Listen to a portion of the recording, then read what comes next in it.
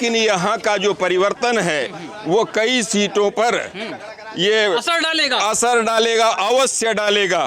क्योंकि स्मृति ईरानी ने आज तक ये सुरक्षा नहीं कर पाई, जो यहाँ पे था उसकी भी रक्षा नहीं कर पाई। कौन सी नेतागिरी करेंगी? राहुल गांधी दिलों में बसते हैं, कांग्रेस जनता के, अमेठी के लोगों के दिलों में बसती है। राहुल गांधी, कांग्रेस एक क्रांति है, क्रांति को दबाया जा सकता है, क्रांति का बीज कभी नष्ट नहीं होता है। न हमारे पूर्वजों ने नहन गड़ारी और मोट, पीपल बरगद को पहनाया लंगोट, आजादी की बिछाई थी गोट, तब अधिकार मिला है लोकतंत्र में देने को वोट। ये हवा में नहीं मिली है आजादी। सरकार बिक चुकी है। जब भी चुनाव आते हैं तब भी सीबीआई आएगी, ईडी भी आएगी, फिर जाके केजरीवाल जेल जाएंगे या सिसोदिया जी जाएंगे, या कोई भाजपा का एक भी सांसद, एक भी विधायक भाजपा का गया जेल। हिंदू मजबूत होकर तो क्या करेगा, वो कमाएगा नहीं। रोजगारी की बात करिए, शिक्षा की बात करिए। यहाँ कितने लोग हैं जो बेरोजगार हैं? हिंदू तो मजबूत, हिंदू मुस्लिम, जब आदमी जब उसके पास रोजगार होगा तो वो स्वयं मजबूत हो जाएगा, उसको सरकार की जरूरत नहीं है। नमस्कार, मैं जुबैर और आप देख रहे हैं पीआरबी। इस वक्त मैं मौजूद हूं अमेठी लोकसभा क्षेत्र में। 2024 का चुनाव नज़दीक है। ऐसे में ये जानना बेहद ज़रूरी है कि 2024 में क्या सत्ता परिवर्तन होगा या फिर नरेंद्र मोदी की सरकार बनेगी। आपको बता देंगे अमेठी से सांसद स्मृति ईरानी है और 2019 में इसी लोकसभा क्षेत्र स्मृति ईरानी राहुल गांधी को जिता करके पार्लियामेंट पहुँची हुई थी और राहुल गांधी को वायनाड जाना पड़ा था और वायनाड से जीत करके पार्लियामेंट पहुँचे हुए थे। और राहुल गांधी को शिकस्त देने वाली स्मृति ईरानी क्या 2024 में फिर राहुल गांधी को शिकस्त दे पाएंगे या नहीं, क्योंकि ये बात चल रही है कि राहुल गांधी वायनाड और अमेठी दोनों जगह से चुनाव लड़ने वाले हैं।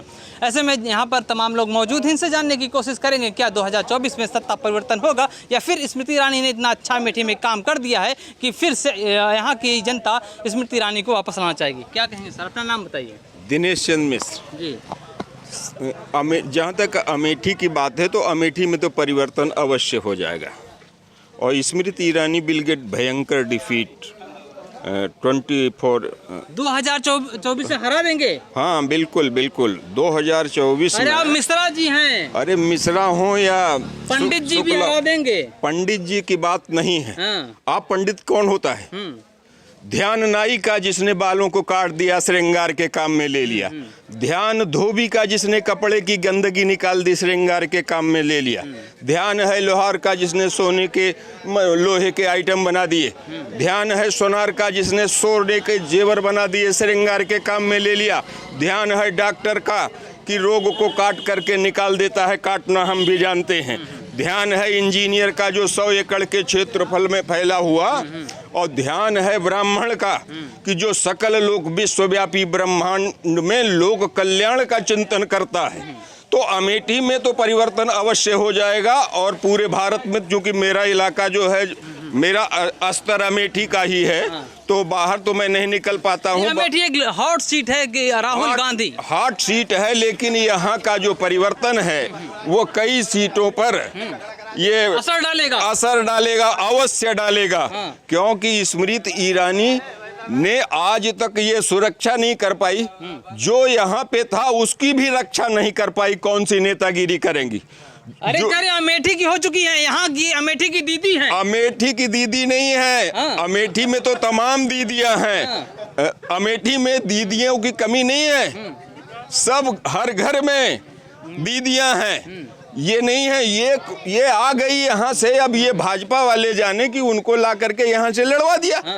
तो ये उनका भाजपा वाले तेज तर्रार नेता है स्मृति ईरानी, तेज तर्रार नेता है, मैं खूब अच्छी तरीके से जानता हूँ। मैं इसमें कोई दो राय नहीं, बल्कि मेरी उनसे बात हुई, यहीं पर आई थी मेरे गोसाईगंज में चुनाव लड़ने के लिए। तो मैंने कहा मैं भी कुछ कहना चाहता हूँ। तो उन्होंने कहा कि मैंने कहा अभी सच कह दूंगा तो आप नाराज हो जाओगी।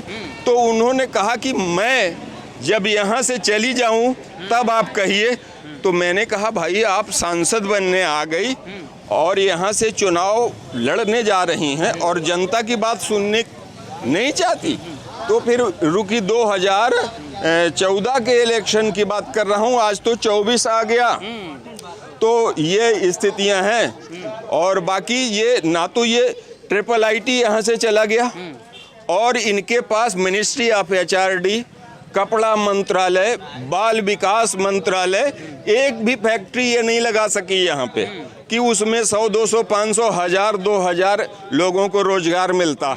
जो हमारे पास ऑलरेडी था उसकी ही सुरक्षा नहीं कर पाई, तो और आगे क्या करेंगी? जो हमारे पास था उसी की सुरक्षा नहीं कर पाएंगे। एक वोट से हार हो जाती है, जीत हो जाती है, लेकिन राहुल गांधी दिलों में बसते हैं। कांग्रेस जनता के, अमेठी के लोगों के दिलों में बसती है। राहुल गांधी, कांग्रेस एक क्रांति है, क्रांति को दबाया जा सकता है, क्रांति का बीज कभी नष्ट नहीं होता है। न हमारे पूर्वजों ने नहन गड़ारी और मोट, पीपल बरगद को पहनाया लंगोट, आजादी की बिछाई थी गोट, तब अधिकार मिला है लोकतंत्र में देने को वोट। ये हवा में नहीं मिली है आजादी, ये आजादी त्याग और बलिदान की है। नौजवान मारे गए, किसान मारे गए, विद्वान मारे गए। राजनीति न तो पैसा कमाने का जरिया है, न शोहरत कमाने का जरिया है। राजनीति तो समाज सेवा करने का विषय है। हम अपना मोनोपोली चलाएंगे?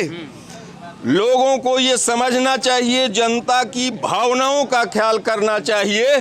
जिन्होंने आपको इस मुकाम पर पहुंचाया, दिल्ली की कुर्सी पर बैठा दिया, लेकिन उनकी भावनाओं का आपको ख्याल करना चाहिए था। ऐसा कुछ है नहीं, देश के अंदर नहीं है। कह रहे हैं राम राज्य वाली सरकार आ गई है। राम सारी दुनिया के हैं, विश्व के राम हैं। राम किसी एक व्यक्ति के नहीं है, एक जाति के नहीं है। भगवान राम सूर्य वंश में पैदा हुए। संपूर्ण जीव जगत और वनस्पत जगत सूर्य के प्रकाश से प्रकाशित, संचालित और प्रेरित होता है। प्रकृति के संतुलन का आधार सूर्य है, रंग चिकित्सा का आधार सूर्य है। सूरज रोशनी देना बंद कर दे तो न डॉक्टर की डॉक्टरी चलेगी, न किसान की किसानी, न इंजीनियर की इंजीनियरी। ऐसा वंश राम का। लेकिन मिश्रा जी ये तो मानते होंगे मोदी जी के आने से हिंदू सुरक्षित हो गया। ऐसा कुछ भी नहीं है, ऐसा कुछ भी नहीं है, सुरक्षित हो गया। जी, क्या 2024 में सत्ता परिवर्तन होना चाहिए फिर नरेंद्र मोदी की सरकार? सबसे बड़ी चीज़ तो ये है कि अमेठी में हमारे बड़े साहब दिनेश चंद्र मिश्र जी ने कहा कि कांग्रेस जीतेगी, तो अभी तक कांग्रेस ने अपना कैंडिडेट ही नहीं उतारा है, तो कौन सी जीत वो देख रहे हैं। और दीदी स्मृति ईरानी की जीत बम्पर वोटों से होगी। और रही बात हमारे यहाँ दीदी क्यों आएंगी फिर दोबारा, ये बताइए। सबसे बड़ी चीज़ तो ये है कि शिक्षा के लिए हमारे ताला में ये केंद्रीय विद्यालय खोला गया है। और ये ओवर ब्रिज अभी तक हमारे रोड का नहीं बना था, ओवर ब्रिज का निर्माण हुआ। और हमारे अमेठी के जितने भी बाईपास हैं वो भी व्यवस्थित हो चुके हैं। तो कहने का मतलब ये है कि हमारे ये अरे 2 करोड़ रोजगार का वादा दिया गया था, युवा हैं, रोजगार मिला या नहीं? रोजगार की जहाँ तक बात है तो मोदी जी रोजगार के लिए व्यवस्थित रूप करेंगे। आने दीजिए। 10 साल हो गए, अब कब तक? 10 साल तो हो गए, ठीक है, लेकिन उन्होंने अगर वादा किया है तो वादा की पूर्ति करेंगे वो जल्द से जल्द। आने दीजिए, पुनः सरकार भाजपा की ही बनेगी, कांग्रेस की लुटिया डूब जाएगी। कह रहे हैं कांग्रेस की लुटिया डूब जाएगी। अमेठी से तो राहुल गांधी ही जीतेंगे इस बार। जी जी, कह रहे हैं 10 साल तक मोदी जी तो कह रहे हैं नहीं दे पाए रोजगार, लेकिन आगे देंगे। अरे कब देंगे? 10 साल में 2 करोड़ का वादा किया था, कहाँ दिए? जी, आप कह रहे हैं भाजपा के सदस्य होकर अरे किसी के सदस्य बीजेपी का विरोध? आप किसी के सदस्य नहीं है। अरे भगवा है, ये भगवान नहीं है, हिंदू का प्रतीक है ये, किसी भाजपा का नहीं है ये। तो मोदी जी के राज में तो हिंदू मजबूत हुआ ना। अरे मजबूत हुआ, हम भी मानते हैं मजबूत हुआ, इसका मतलब थोड़ा हम गुलाम हो गए उनके। हम स्वतंत्र हैं अपने, राहुल गांधी को वोट देंगे। कह रहे मोदी है तो मुमकिन है, सब मुमकिन है, कोई किसी को खा नहीं ले रहा है। सब मुमकिन हो रहा है इसमें। मोदी के राज में राम राज्य आया, सब राम राज्य ही है, राम राज्य है जी, हमेशा राम राज्य। क्यों कांग्रेस को लाना चाहते हैं? अरे परिवर्तन जरूरी है, और क्या परिवर्तन चाहते हैं जी। क्या दीदी ने अच्छा काम नहीं किया? बहुत अच्छा काम किया है दीदी ने, फिर भी बदल रहे हैं। अरे क्या जरूरत है, आती हैं दीदी वहीं चली जाती हैं। वजह क्या है? अरे कभी हमारे क्षेत्र में आई ही नहीं, आए बेचारे कुछ काम करें हमारे क्षेत्र में, समझे कुछ। आइए, नाम बताइए सर अपना। भारत मिश्रा।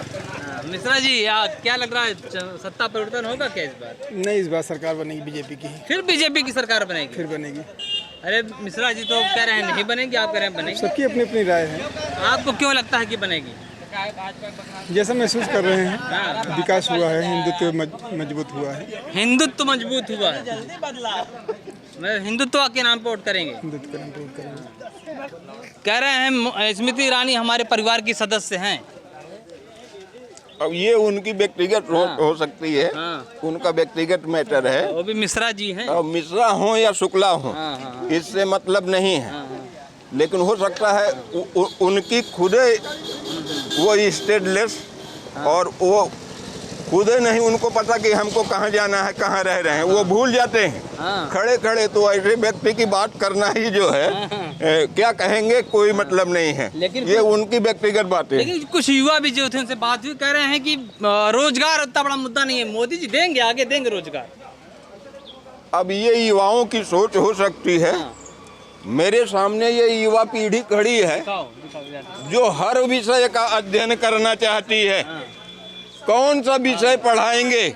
क्या यही झूठ का विषय पढ़ाएंगे? परपंच पिचाल के प्रदूषण के कुपोषण का शिकार कराएंगे समाज को, कि उनको आगे ले जाएंगे युवाओं के लिए? इनके पास युवाओं के लिए कोई कार्यक्रम ही नहीं है। तो ये युवा क्यों कह रही है मोदी मोदी? अब जैसे इन्होंने एक फंडा ये बनाया कि इन्होंने तो बड़े बड़े उद्योगपतियों के कर्जे माफ कर दिए और उनको दोबारा फिर पैसे दे दिया और फिर से इंडस्ट्री। तो इन्होंने सोचा कि इन्हें मूर्ख बनाया जाए, 5 किलो राशन दे दिया जाए। 5 किलो राशन में युवा भी बिक गया। अब कह तो रहे हैं ये लोग, कह रहे हैं ईडी और सीबीआई भी स्वतंत्र नहीं है। ये जो छापे पड़ रहे हैं कैसे देखते हैं? तो सब सरकार बिक चुकी है।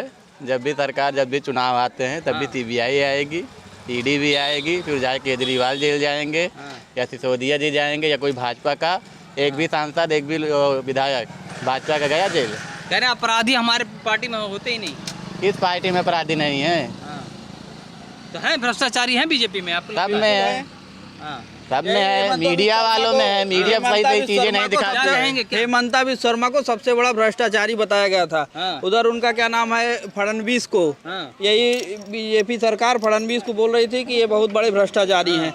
अभी जब भाजपा में आ गए तो सब दूध के धुले हो गए हैं। तो सब पार्टियों में हैं और आधी भाजपा तो सिर्फ कांग्रेस से बनी हुई है। आधी पार्टी पूरी जो असम के इस समय मुख्यमंत्री हैं, असम के जो मुख्यमंत्री हैं, जब वो कांग्रेस में थे तब तो उनके ऊपर बहुत आरोप लगे, भ्रष्टाचारी थे, तब तक भ्रष्टाचारी थे। अब कैसे वो साफ हो गए? मुख्यमंत्री बन गए, मुख्यमंत्री बन गए। हेमंता बिस्वा शर्मा, एक नाथ सब मुख्यमंत्री बने हुए हैं। अब सब एक पाक साफ हो गए हैं। अब आने समझ रही युवा समझ रही युवा समझ रही है। कल लालू जी भी अगर भाजपा में आ गए तो वो भी साफ हो जाएंगे। नीतीश कुमार जी, एक बात मैं और कहूँगा, मीडिया भी सही चीजों को दिखाना नहीं पसंद करती है। अभी आप सही चीज दिखाएं, सही बोलिए, हम दिखा। हाँ, आप सही चीज दिखाएंगे, कल को आपके ऊपर FIR हो जाएगी, हमारे ऊपर FIR हो जाएगी, आपका भी बंद हो जाएगा सिस्टम। चौथा स्तंभ भी स्वतंत्र नहीं है, बिल्कुल स्वतंत्र नहीं है, क्योंकि मीडिया भी अपने सही चीज बात नहीं करेगी, बेरोजगारी शिक्षा पर बात नहीं करेगी। मेन स्ट्रीम मीडिया आपकी बात कर रही है। आपको सिर्फ राहुल मोदी से मतलब है। 30 मिनट में आपने किसी से एक भी बार पूछा कि यहाँ पे रोजगारी है या अमेठी में कितने लोगों को रोजगार मिल रहा है? सिर्फ अमेठी में लेके, जब उसे कमाने के लिए बम्बई, दिल्ली। हिंदू मजबूत है। आप हिंदू मजबूत हो तो क्या करेगा जब वो कमाएगा नहीं? रोजगारी की बात करिए, शिक्षा की बात करिए। यहाँ कितने लोग हैं जो बेरोजगार हैं? हिंदू तो मजबूत, हिंदू मुस्लिम, जब आदमी जब उसके पास रोजगार होगा तो वो स्वयं मजबूत हो जाएगा। उसको सरकार की जरूरत नहीं है। आदमी को सबसे पहले शिक्षा की जरूरत है, रोजगार की जरूरत है। मोदी जी रहेंगे तो सब कुछ। मोदी जी तो 10 साल से हैं, मोदी जी जितना कर पा रहे हैं उतना कर रहे हैं। एक चीज हम कहेंगे नितिन गडकरी के विषय में, नितिन गडकरी सबसे अच्छे राज्य मंत्री हैं। उन्होंने जो कर दिया है वो कोई नहीं कर सकता है। नितिन गडकरी तो मैं 10 में 10 नंबर उनको देना चाहता हूँ। तो इस बार क्या सत्ता परिवर्तन होना चाहिए? इस बार सत्ता परिवर्तन, अगर देखिए चुनाव जो है बहुत कांटे का होगा। स्मृति ईरानी बिल्कुल अस्वस्थ नहीं है यहाँ से जीत के लिए। चुनाव कांटे का होगा और जो विजयी होगा वो हो जाएगा। ठीक, और आपको हम आमंत्रित करते हैं, हमारे गांव चलिए, थोड़ा सा वहाँ की भी स्थिति दिखाइए। बहुत सारे नाली और ये सब जो है उसकी स्थिति दिखाइए आप, अगर आप स्वतंत्र मीडिया के साथ काम करना चाह रहे हैं तो आइए, चलिए हमारे साथ।